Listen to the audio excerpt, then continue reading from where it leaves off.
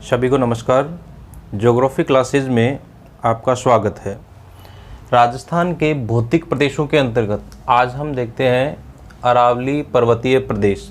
अरावली पर्वतीय जो प्रदेश या मध्यवर्ती अरावली राजस्थान के बिल्कुल बीचों बीच दक्षिण पश्चिम से उत्तर पूर्व की ओर विस्तृत है। और ये जो अरावली पर्वतमाला है वो राजस्थान को बराबर भागों में, लगभग बराबर भागों में विभाजित कर रही है। अरावली पर्वतमाला के संदर्भ में से अपन बात करें तो यह जो है वो प्राचीनतम, विश्व की प्राचीनतम वलित पर्वत श्रृंखला मानी जाती है। अरावली की गिनती जो है वो विश्व की प्राचीनतम वलित पर्वत श्रृंखलाओं के अंतर्गत की जाती है। इसमें से इसकी जो तुलना है अमेरिका के जो एप्लेशियन पर्वत हैं, एप्लेशियन जो पर्वत हैं प्री कैम्ब्रियन युग से पूर्व के, तो उनके समान ये मानी जाती है। इसकी तुलना है वो उनसे की जाती है। वर्तमान जो अरावली है उसकी अगर अपन बात करें तो ये एक अवशिष्ट पहाड़ियों के रूप में है, यानी वर्तमान अरावली अवशिष्ट पहाड़ियों के रूप में स्थित है। यानी इसका मतलब पहले जो अरावली है वो शायद जब इसका निर्माण हुआ उस समय काफ़ी ऊंची रही होगी और वर्तमान में इसका जो अवशिष्ट भाग है वो केवल मौजूद है। ऐसा माना जाता है कि वर्तमान जो अरावली है वो इसका तीसरा उत्थान है। वर्तमान जो अरावली अपने को देखने को मिल रही है वो तीसरा उत्थान माना जाता है। यानी कहने का मतलब इससे पहले अरावली में 2 उत्थान और हो चुके हैं और तीसरा उत्थान, और वो भी अवशिष्ट रूप में अपने को देखने को मिल रहा है। और अरावली की उत्पत्ति या निर्माण की अगर अपन बात करें तो प्री कैम्ब्रियन युग में, प्री कैम्ब्रियन युग में अरावली का निर्माण हुआ माना जाता है। यानी लगभग 65 करोड़ वर्ष पूर्व से लेके 40 करोड़ वर्ष पूर्व तक अरावली का जो निर्माण है वो हुआ है। यानी काफ़ी जो पुरानी पर्वत श्रृंखलाएँ हैं उनके अंतर्गत इसको गिना जाता है। और प्री कैम्ब्रियन युग का इसलिए माना जाता है कि प्रारंभिक जो उत्थान है वो प्री कैम्ब्रियन युग में हुआ था। वर्तमान जो चट्टानें हैं उनमें इस युग की चट्टानें हैं वो भी मानी जाती हैं। जबकि वर्तमान अरावली की अपन बात करें तो अधिकांश जो चट्टानें हैं वो धारवाड़ और विंध्यन युग की है। धारवाड़ व विंध्यन युग की जो चट्टानें हैं वो मानी जाती हैं। तो वर्तमान जो उत्थान की अपन बात करें तो धारवाड़ और विंध्यन युग में इसका उत्थान हुआ है। वर्तमान जो उत्थान है वो इसका तीसरा उत्थान माना जाता है। यानी कहने का मतलब अरावली 2 बार बन और बिगड़ चुकी है और वर्तमान स्वरूप जो अपने को देखने को मिल रहा है वो इसका तीसरा उत्थान है, और वो भी अवशिष्ट रूप में है। यानी हो सकता है कि इस उत्थान में भी जब अरावली का निर्माण हुआ था तो हो सकता है ये हिमालय से भी कहीं ज़्यादा ऊंची रही हो, लेकिन वर्तमान में इसका जो अवशिष्ट भाग है वो अपने को देखने को मिल रहा है। इसीलिए विश्व की जो पुरानी पर्वत श्रृंखलाएँ हैं उनमें इसको गिना जाता है। और अवशिष्ट वलित पर्वत श्रृंखला अपन भारत के संदर्भ में देखें तो अवशिष्ट वलित पर्वत श्रृंखला रेजिडुअल, जिसको अपन कह सकते हैं रेजिडुअल पर्वत श्रृंखला के अंतर्गत इसको शामिल किया जाता है। यानी अवशिष्ट भाग है वो वर्तमान में इसका मौजूद है। अरावली का विस्तार अगर अपन देखें तो पहले इसका जो विस्तार था वो पाकिस्तान में जो पोटवार क्षेत्र है वहाँ से लेके और अरब सागर तक इसका विस्तार है वो माना जाता है। अगर विस्तार अरावली का देखें अपन तो पोटवार क्षेत्र से लेके और जो आपके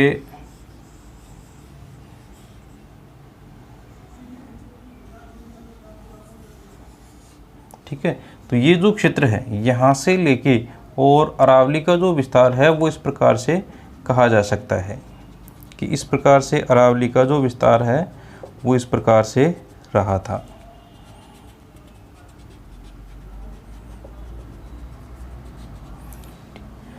यानी पूर्व में अरावली का जो विस्तार है वो यहाँ पाकिस्तान में है पोटवार क्षेत्र, पोटवार क्षेत्र, और ये लक्षद्वीप, लक्षद्वीप समूह है। ठीक है, तो पहले जो अरावली है वो यहाँ से लेके, यानी इस क्षेत्र से लेके, पोटवार क्षेत्र से लेके, और इस प्रकार से पूरा जो वर्तमान अरावली उसमें फिर गुजरात होते हुए इधर से आके और अरब सागर जो है उसमें स्थित लक्षद्वीप समूह तक था।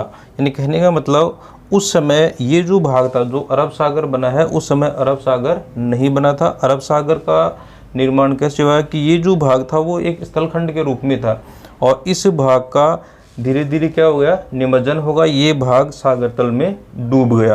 तो इसमें ऐसा माना जाता है कि जो लक्षद्वीप समूह है जो वर्तमान में अपने को दिखाई देते हैं, वो लक्षद्वीप समूह है अरावली के जो पर्वतों के उच्च शिखर हैं, जो वर्तमान में पूरा का पूरा क्षेत्र है वो जलमग्न हो गया है भूगर्भिक हलचलों के कारण से।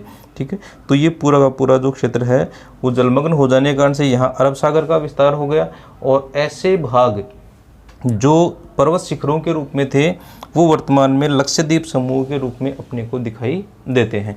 तो पूर्व में इसका विस्तार, भूगर्भिक जो प्रमाण है उनके आधार पे अगर अपन देखें तो पूर्व में इसका विस्तार पोटवार बेसिन से लेके और यहाँ पे लक्षद्वीप समूह तक माना जाता है।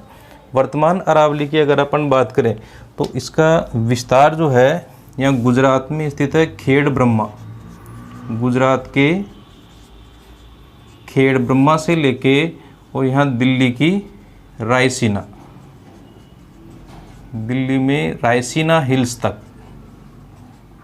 अरावली का जो विस्तार है वो माना जाता है। वर्तमान अरावली का गुजरात के पालनपुर में स्थित है, गुजरात के पालनपुर में खेड़ ब्रह्मा से लेके और दिल्ली की रायसीना हिल्स तक ये जो विस्तार है वो वर्तमान अरावली का माना जाता है। टोटल इसकी जो लंबाई है वो है 692 किलोमीटर। अरावली की कुल लंबाई 692 किलोमीटर है। ठीक है, राजस्थान में इसके विस्तार की अपन बात करें तो यहाँ सिरोही से लेके और खेतड़ी तक, राजस्थान में इसका विस्तार झुंझुनू खेतड़ी तक, सिरोही से लेके खेतड़ी तक दक्षिण पश्चिम से, ये दिशा कौन सी हो गई, दक्षिण पश्चिम, और ये हो गई आपके उत्तर पूर्व। सिरोही से लेके और खेतड़ी तक दक्षिण पश्चिम से उत्तर पूर्व की ओर, इस प्रकार से वर्तमान जो अरावली है उसका विस्तार माना जाता है। और टोटल राजस्थान में इसकी जो लंबाई है टोटल वो है 550 किलोमीटर। ठीक है, तो इस प्रकार से अपन देखें तो टोटल जो अरावली का विस्तार है उसका 80% भाग, अरावली का 80% भाग है वो राजस्थान में पाया जाता है। टोटल जो लंबाई है गुजरात के खेड़ ब्रह्मा से लेके और दिल्ली की रायसीना हिल्स तक यहाँ पे 692 किलोमीटर है और राजस्थान में इसका विस्तार है 550 किलोमीटर। तो टोटल जो अरावली की लंबाई है उसका लगभग 80% भाग है वो राजस्थान के अंतर्गत आता है। 80% जो भाग है वो राजस्थान में स्थित है। अरावली की औसत ऊंचाई के बारे में अगर अपन बात करें तो इसकी जो औसत ऊंचाई है अरावली की वो है 930 मीटर। ठीक है, अरावली के भागों की औसत जो ऊंचाई है वो 930 मीटर मानी जाती है। इसके अलावा अपन बात करें तो टोटल जो क्षेत्रफल है, राजस्थान का जो टोटल क्षेत्रफल है उसके 9.3% भाग पर अरावली का विस्तार है और टोटल जो जनसंख्या है उसकी 10% जनसंख्या यहाँ पर निवास करती है। टोटल जैसे मान लो जो राजस्थान का क्षेत्रफल है उसका 9.3% भाग वो अरावली के अंतर्गत है और लगभग 10% जो जनसंख्या है वो यहाँ पर निवास करती है। इसके अलावा अपन बात करें अरावली के बारे में तो अरावली को स्थानीय या देसी भाषा में अड़ावता, अड़ावता या अड़ावला कहा जाता है। ठीक है, स्थानीय भाषा में या देसी भाषा में इसका जो नाम है वो अड़ावला है, और अड़ावला से ही फिर अपभ्रंश रूप में धीरे धीरे मॉडिफाई होता हुआ अरावली जो है वो बना है। और इसका जो शाब्दिक अर्थ है, यानी शब्द का जो अर्थ है देसी भाषा में, वो है a beam laying across, a beam laying across. ठीक है, इसका शाब्दिक अर्थ ए बीम लेइंग एक्रॉस, यानी अगर अपन देखें तो राजस्थान के बिल्कुल बीचों बीच ये जो है एक लट्ठे के रूप में है, एक बीम के रूप में है। यानी इस प्रकार से दक्षिण पश्चिम से उत्तर पूर्व राजस्थान के बिल्कुल बीचों बीच जो है वो अरावली का विस्तार है, और एक बीम के रूप में यानी एक लट्ठे के रूप में या बीम के रूप में अरावली जो है वो स्थित है। इसलिए इसको जो है संज्ञा दी गई है ए बीम लेइंग एक्रॉस, यानी एक ऐसा लट्ठा जो राजस्थान के बिल्कुल बीचों बीच स्थित है। अरावली के बारे में अपन बात करें तो इसमें जो नदियां हैं, जैसे विभिन्न जो नदियां हैं, जिसमें आपके लूनी नदी है और उसकी सहायक नदी जो अरावली से निकल रही है, इधर खारी है, बनास है, बेडच है, सोम है, इधर आपके जाखम है, पश्चिमी बनास है। ठीक है, तो ये जो भी नदियां हैं वो सारी की सारी नदियां अपनी प्रौढ़ावस्था में हैं। यानी अरावली की जो नदियां हैं वो किस अवस्था में स्थित हैं? अपनी प्रौढ़ावस्था में स्थित हैं। ठीक है, प्रौढ़ावस्था का मतलब हो गया कि नदियों ने घाटियों को गहरा करना वर्तमान में बंद कर दिया है, और पार्श्विक अपरदन है वो नदियों के द्वारा शुरू कर दिया गया है। ठीक है, यानी कहने का मतलब यहाँ से जितनी भी जो नदियाँ निकल रही हैं उन्होंने घाटियों को गहरा करना बंद कर दिया, यानी अस्थायी आधार तल को ये नदियाँ हैं वो प्राप्त कर चुकी हैं, और धीरे धीरे नदियों की चौड़ाई जो है वो वर्तमान में बढ़ती जा रही है। ठीक है, तो प्रौढ़ावस्था में नदी जो है वो अपनी घाटी को गहरा करना, या दूसरे शब्दों में कहें तो लंबवत अपरदन करना जो है वो बंद कर देती है, और पार्श्विक अपरदन है वो इसके द्वारा शुरू हो जाता है।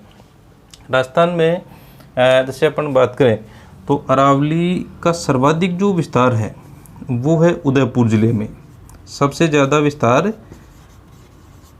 उदयपुर ज़िले में, और सबसे कम विस्तार अगर अपन देखें तो वो है अजमेर में। सर्वाधिक विस्तार उदयपुर में और सबसे कम विस्तार है वो अजमेर में है। अगर सघनता की अपन बात करें तो यहाँ सिरोही, उदयपुर, राजसमंद, यहाँ तक राजसमंद का जो उत्तरी भाग है टाटगढ़ रावली तक, ये टाटगढ़ रावली वाला जो भाग है यहाँ तक अरावली बिल्कुल सघन रूप में, यानी कहीं भी कटी फटी या टूटे हुए रूप में नहीं है, बिखरे हुए रूप में नहीं है। इसके बाद में जो मध्यवर्ती भाग आ जाता है अरावली का, जहाँ टाटगढ़ रावली के बाद में अजमेर वाला जो क्षेत्र है, यहाँ पर अरावली में गैप बहुत ज़्यादा है, और यहाँ से के बाद में जयपुर के बाद में जयपुर जो सांबर का क्षेत्र है वहाँ से अरावली विभिन्न शाखाएं जो हैं वो इसकी निकल जाती है। एक शाखा है यानी अजमेर से एक शाखा है वो सांबर होते हुए जो है इधर पूर्वी नागौर होते हुए इधर निकल जाएगी, आपके खेतड़ी, सिंघाना वगैरह, बबाई पपरना इधर निकल जाती है। एक जो शाखा है इसकी वो NH 8 के सहारे सीधी कहाँ जाती है दिल्ली की रायसीना हिल्स तक, यहाँ पे जिसका विस्तार दिल्ली की रायसीना हिल्स तक है। तो यहाँ पे जो रायसीना हिल्स है यानी राष्ट्रपति भवन, भारत का जो राष्ट्रपति भवन है वो रायसीना हिल्स पर बना हुआ है। यानी एक तरीके से अपन कहें तो अरावली का जो अंतिम छोर है रायसीना पहाड़ियाँ, वहीं पे दिल्ली का राष्ट्रपति भवन है वो बना हुआ है। ठीक है, और एक जो शाखा है वो दौसा से होती हुई जो है मेहंदीपुर बालाजी के आसपास में जाके समाप्त हो जाती है। तो ये जो भाग है यहाँ पे अरावली का जो विस्तार चौड़ाई है वो बहुत ज़्यादा हो जाती है, और बीच बीच में अनेक उपजाऊ मैदान है वो यहाँ पर स्थित हैं। ठीक है, तो इस भाग में चौड़ाई खूब हो जाती है, प्लस गैप जो है वो ज़्यादा है। और गैप्स की अपन बात करें तो मध्यवर्ती जो अरावली वाला नहीं, ये जो क्षेत्र है इसमें गैप्स जो हैं वो सबसे ज़्यादा मात्रा में है। ठीक है, तो इसमें देखें तो उदयपुर और सिरोही और इधर आपकी राजसमंद, यानी राजसमंद में टाटगढ़ अरावली तक, यहाँ तक सघन रूप में। इसके बाद में अरावली जो है वो बिखर जाती है, छोटी छोटी पहाड़ियों के रूप में छितर जाती है। इसके अलावा अगर मुख्य जो ज़िले देखे भाई अरावली के विस्तार वाले मुख्य क्षेत्र या मुख्य ज़िले, तो उसमें अपन नाम ले सकते हैं उदयपुर का, और दूसरा आपके सिरोही आ गया, यहाँ पे राजसमंद आ गया, यहाँ पे अजमेर आ गया, और यहाँ पे जयपुर आ गया, और दौसा आ गया। ठीक है, तो मुख्य विस्तार वाले जो ज़िले हैं, यानी जहाँ अरावली का मुख्य विस्तार है वो पाया जाता है, तो उसमें उदयपुर, सिरोही, राजसमंद, अजमेर, जयपुर और आपके जयपुर, अलवर और दौसा। ठीक है, तो ये जो क्षेत्र हैं अलवर, दौसा, जयपुर, अजमेर, राजसमंद, सिरोही और उदयपुर, ये मुख्य विस्तार वाले ज़िले हैं। इसके अलावा जो गौण विस्तार की अपन बात करें तो यहाँ पे डूंगरपुर और बांसवाड़ा यहाँ पे गौण विस्तार के अंतर्गत आ जाएंगे, प्रतापगढ़ और चित्तौड़गढ़ आ जाएगा यहाँ पे। इधर आपके जो है भीलवाड़ा का कुछ भाग है वो अरावली के अंतर्गत आता है, भीलवाड़ा आ जाएगा। यहाँ पे कुछ भाग है वो पाली का आ जाएगा। इधर कुछ भाग है वो नागौर, यानी नागौर का जो पूर्वी भाग है उसमें अरावली पर्वत श्रृंखलाओं का विस्तार है, नागौर आ जाएगा। और यहाँ पर सीकर और झुंझुनू। ठीक है, तो ये ऐसे ज़िले हैं जहाँ अरावली बहुत कम मात्रा में, या दूसरे शब्दों में कहें तो अरावली का जो गौण विस्तार है वो इन ज़िलों में पाया जाता है। इसके अलावा अपन बात करें तो अरावली जो है वो भारतीय महान जल विभाजक के रूप में स्थित है। यानी भारत की जल विभाजक की अगर अपन बात करें तो भारतीय जो जल विभाजक है वो इस प्रकार से गुजर रहा है। यानी यहाँ पर जो आपके तिब्बत की मानसरोवर झील, ठीक है, ये एक जल विभाजक के रूप में है। इसके इधर जो है आपके ब्रह्मपुत्र नदी निकल रही है, इधर जो है आपके सिंधु नदी निकल रही है। तो यहाँ से शिमला होते हुए दिल्ली, और दिल्ली के बाद में फिर आ जाएगा आपके स्वयं अरावली आ जाएगी, और अरावली के बाद में दक्षिण में यहाँ पर जो है ये किधर मुड़ जाएगी, यानी विंध्याचल पर्वतों के उत्तरी भाग में मालवा पठार पे ये जो है इधर आपके पूर्व की ओर मुड़ जाती है। और फिर यहाँ पे ये आ जाएगी अमरकंटक पहाड़, छोटा नागपुर पठार के पास में अमरकंटक पहाड़ियाँ का जो क्षेत्र है वहाँ इसके चक्कर लगा के और फिर वापस जो है पश्चिम की ओर आ जाएगी। इस भाग में आपके नर्मदा और ताप्ती नदियाँ वो इसी भाग में बहती हैं। ये जो भाग है इसका ढाल इधर है, नर्मदा और ताप्ती नदियाँ इसी भाग में होके बह रही हैं, और फिर ये पश्चिमी घाट में आके मिल जाती है। ठीक है, पश्चिमी घाट में मिलके और फिर जो है कन्याकुमारी तक चली जाएगी पश्चिमी घाट के रूप में। तो इसे कहते हैं अपन भारतीय महान जल विभाजक रेखा। ठीक है, ये जो जल विभाजक रेखा है वो दोनों जो अपवाह तंत्र हैं, एक तो इधर तो अपवाह तंत्र हो गया आपके बंगाल की खाड़ी का अपवाह तंत्र, ये अपवाह तंत्र जो है वो हो गया अरब सागरीय अपवाह तंत्र। इधर से जितनी भी नदियाँ निकल रही हैं, चाहे सिंधु और उसकी सहायक नदियाँ हैं वो आ जाएंगी। यहाँ अपन देखें तो लूनी आ जाएगी राजस्थान के संदर्भ में। इसके अलावा यहाँ पर जो है आपके लूनी और उसकी सहायक नदियाँ आ जाएंगी, बनास नदी आ जाएगी, सोम आ जाएगी, और इधर जो है माही नदी, नर्मदा और ताप्ती, मांडवी, ज्वारी, पेरियार, ये जो नदियाँ हैं वो सारी की सारी निकल के और कहाँ पे जाती हैं, अरब सागर में गिरेंगी। इधर जितनी भी नदियाँ निकल रही हैं यानी गंगा और उसके समस्त सहायक नदियाँ, और इधर आपके जो है बनास और चंबल वो निकल के इधर आ रही है। यहाँ पे ब्रह्मपुत्र और उसकी सहायक नदियाँ महानदी, गोदावरी, कृष्णा, कावेरी, वैगई, पेन्नार, ये जो नदियाँ हैं वो सारी की सारी कहाँ पे आ रही हैं, बंगाल की खाड़ी में आके गिरेंगी। तो अगर अपन देखें तो जो अरावली पर्वतमाला है वो स्वयं भारतीय महान जल विभाजक का हिस्सा है। ठीक है, यानी कोई भी नदी जो है वो अरावली को काट के इधर से इधर नहीं जा रही है। तो पुराने समय से ही, क्योंकि अरावली का विकास कब हुआ था, यानी जब हिमालय नहीं बना था उससे पहले अरावली का उत्थान है वो हो गया। यानी प्री कैम्ब्रियन युग में अरावली जो है वो बन चुकी थी। तो हिमालय से पहले ये जो अरावली पर्वतमाला है वो ऐसे की ऐसे खड़ी हुई है और महान जल विभाजक का हिस्सा है वो कहा जाता है। अब अपन थोड़ी सी बात करें, जैसे मान लो अपने जो पुराने धर्म ग्रंथ हैं उनमें उल्लेख मिलता है कि गंगा यमुना और सरस्वती का उल्लेख मिलता है कि गंगा यमुना सरस्वती का संगम जो है वो यहाँ पे प्रयाग में होता था। ठीक है, अब जैसे ये आपके यमुना नदी है, इधर गंगा नदी है। ठीक है, दोनों आके यहाँ पे प्रयाग में दोनों नदियाँ हैं वो मिलती हैं। लेकिन सरस्वती जो लुप्त सरस्वती नदी है, अगर मान लो यहाँ सरस्वती नदी होगी भी तो जो है कोई स्थानीय नदी है वो रही होगी। ठीक है, बाकी ये जो सरस्वती नदी है जो राजस्थान में अपन मानते हैं कि भाई पौराणिक सरस्वती नदी है वो यहाँ पे लुप्त हो गई है, उस सरस्वती नदी का कभी भी संगम यहाँ गंगा और यमुना से नहीं हो सकता। ठीक है, क्यों नहीं हो सकता? क्योंकि इनका उद्गम कहाँ से हो रहा है? हिमालय क्षेत्र से हो रहा है। तो नदियों का निर्माण तो हिमालय के उत्थान के बाद में हुआ है, लेकिन अरावली जो है वो तो हिमालय से पहले से यहाँ पे स्थित है। तो किसी भी कंडीशन में सरस्वती जो नदी है वो इस अरावली को पार करके, जल विभाजक को पार करके और इनमें नहीं मिल सकती। हो सकता है कि पहले जब इसका शिवालिक हिमालय का निर्माण नहीं हुआ हो उस समय ये नदी इधर से होके बह रही होगी, तो अपन मिल सकते हैं, ये कह सकते हैं। बाकी जैसे त्रिवेणी संगम प्रयागराज को कहा जाता है कि भी इसी गंगा और यमुना नदियाँ तो वर्तमान में मिल रही हैं, और ऐसा माना जाता है कि पहले सरस्वती नदी भी यहाँ पे मिलती थी।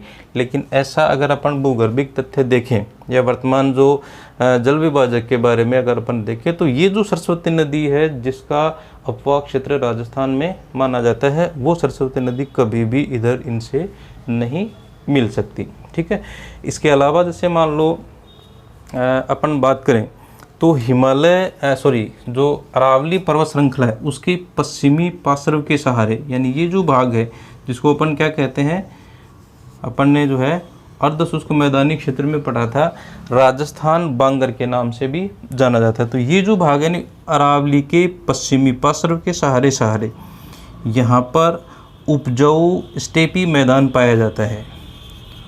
उपजाऊ स्टेपी जो मैदान हैं वो पाए जाते हैं।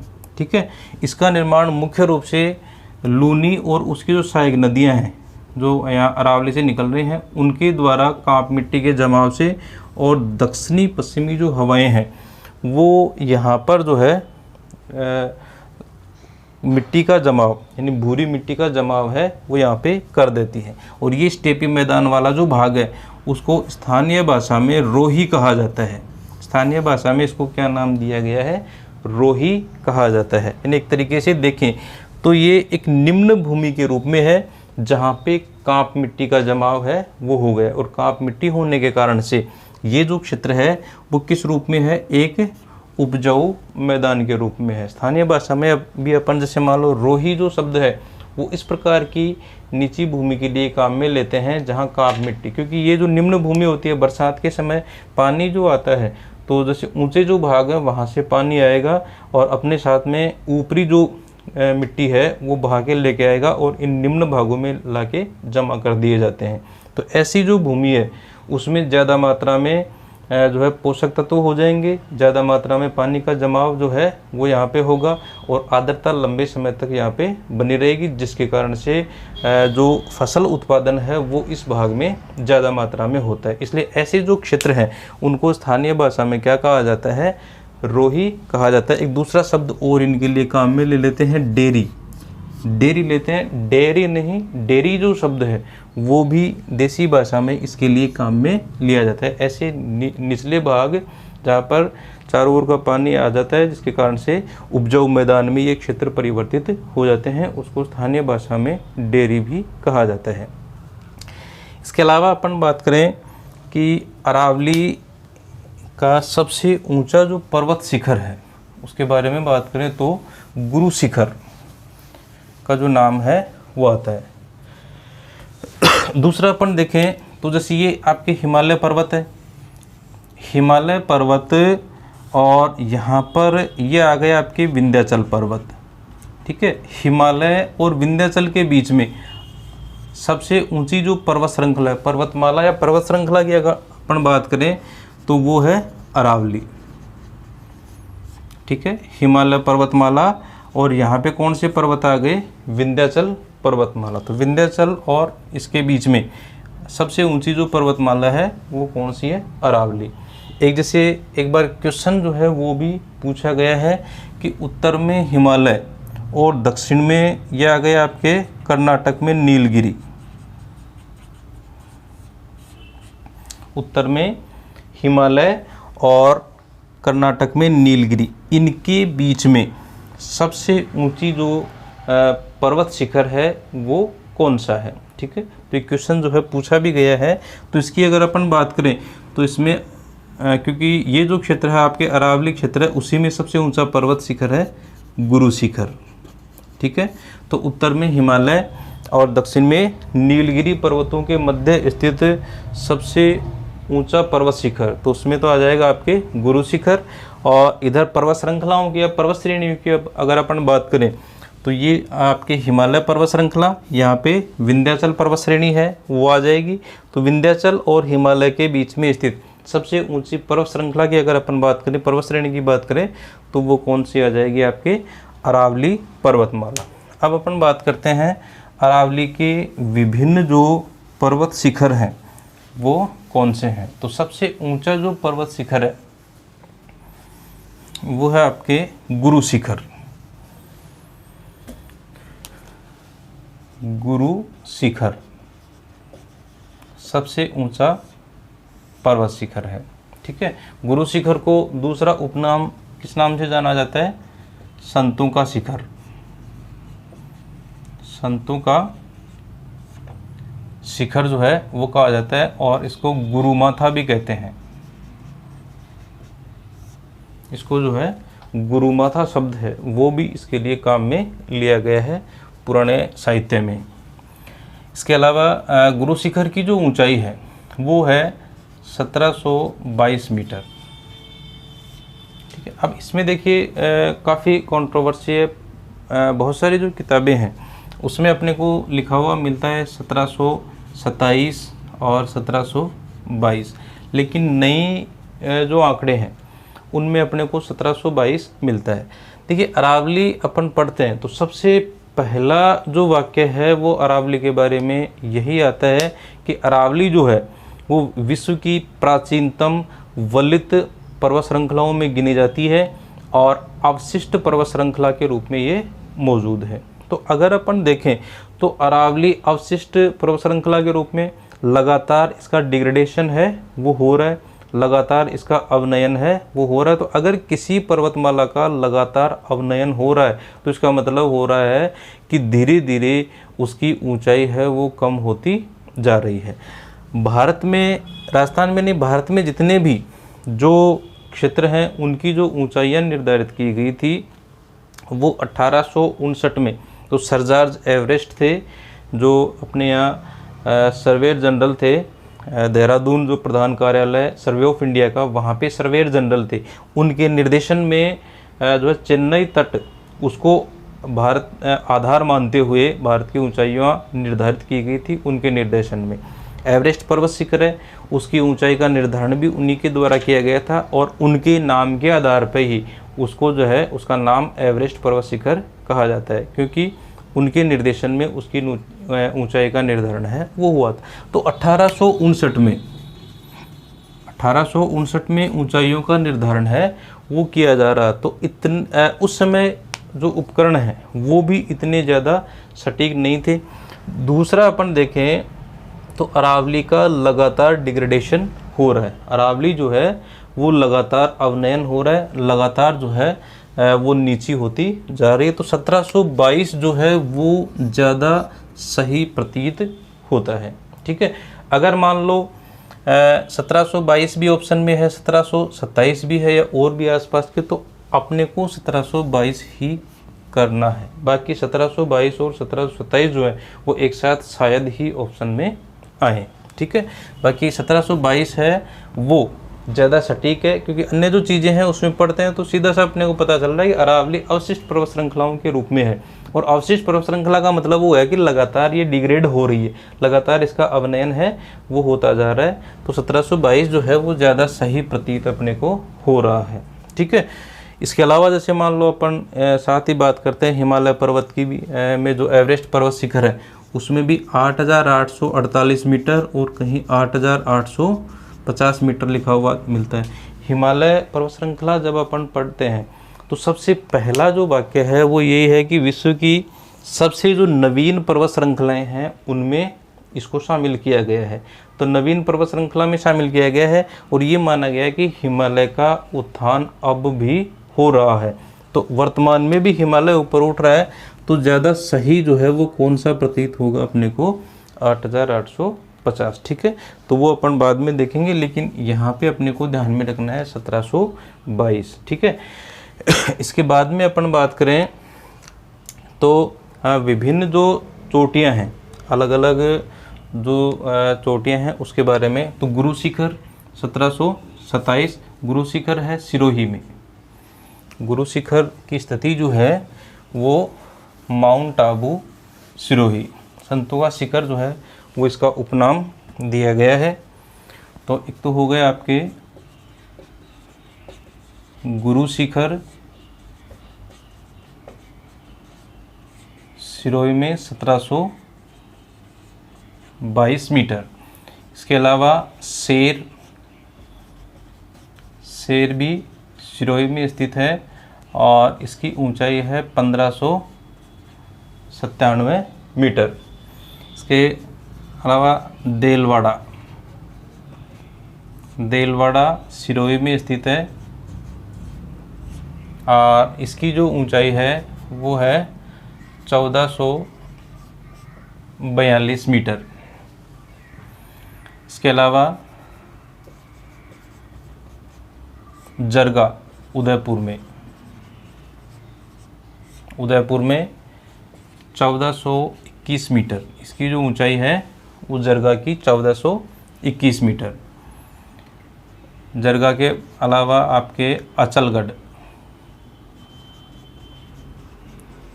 अचलगढ़ सिरोही में, इसकी ऊंचाई है 1380। सिरोही में अचलगढ़ 1380। और नेक्स्ट है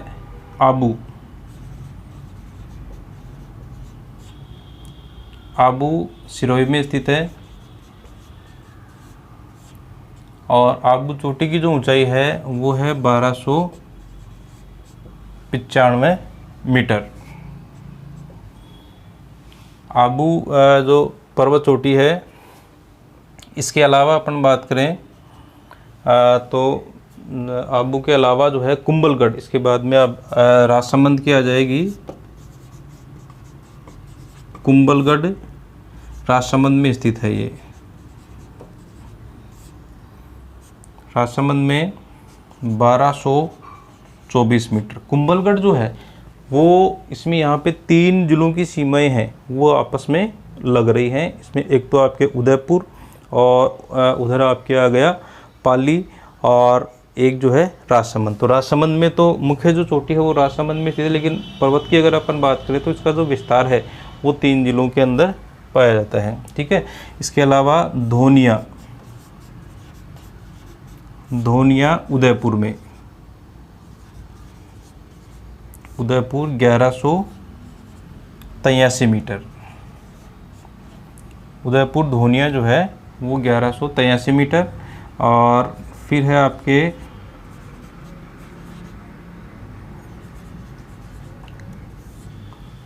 रघुनाथगढ़, इसके बाद में आ जाएगा आपका रघुनाथगढ़ की जो ऊंचाई है वो आ जाएगी 1055 मीटर। कुछ में 1050 मीटर है, वो भी अपने को देखने को मिलती है।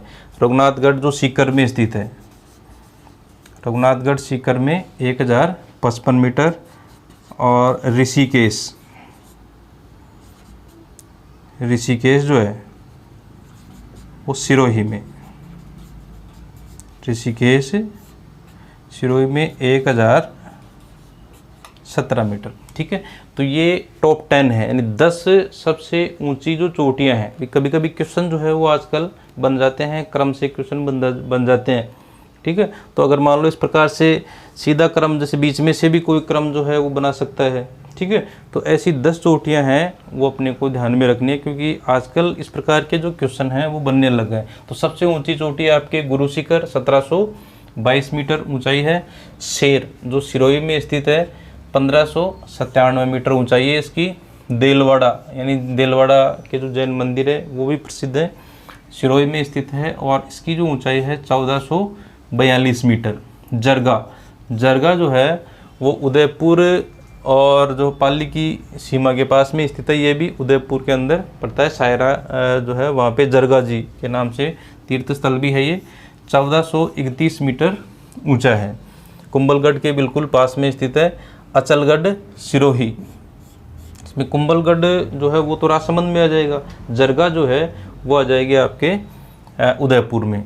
अचलगढ़ सिरोही 1380 मीटर, और आबू पर्वत सिरोही जो है वो 1295 मीटर। ठीक है, कुंभलगढ़ जो राजसमंद में स्थित है 1224 मीटर इसकी ऊंचाई है। धोनिया जो कि उदयपुर में स्थित है, उदयपुर और सिरोही की सीमा के पास में स्थित है, 1183 मीटर। और रघुनाथगढ़, ये आपके जो रघुनाथगढ़ है वो उत्तरी पूर्वी भाग में आ जाएगा। बाकी जितनी भी 10 ऊंची चोटियों में जितनी भी चोटियाँ हैं वो सारी की सारी कहाँ हैं, दक्षिणी अरावली में या मुख्य अरावली में है।